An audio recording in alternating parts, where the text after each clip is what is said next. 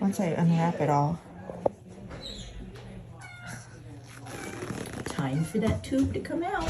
He's eating well on his own. But it was a built-in play toy, right? It was. Instead of chasing your tail, you could chase your tube. So the tube goes into the esophagus and then kind of goes not quite all the way to the stomach. So it's just a way to bypass their mouth. He had polyps, so he couldn't breathe very well.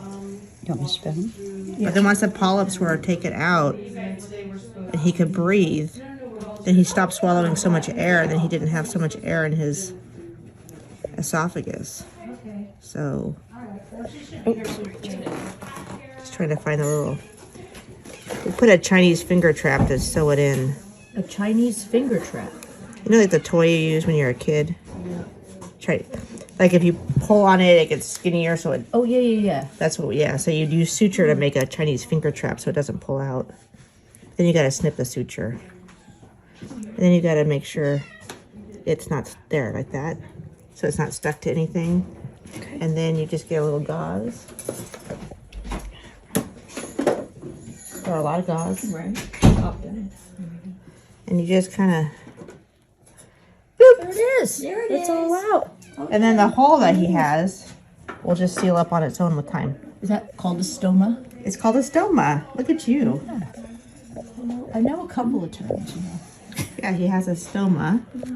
And you think, well, does that make an infection? Now it's leaking, but it's a stoma, so it's a complete enclosed hole, so it's not gonna leak into his skin or whatever.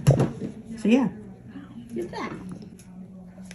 You just gotta keep it clean. Do you want to keep the tube as a souvenir, Elaine? But I think the reason they thought he had megaesophagus or giant esophagus is because he was trying so hard to breathe That the air that he was swallowing air, making it look like a megaesophagus, but actually just gulping air. So kind of like Pete last year, but for a different reason. Yeah, like Pete, but for a different reason. Now you gotta gain weight. Look at you. Okay, grow, buddy, grow.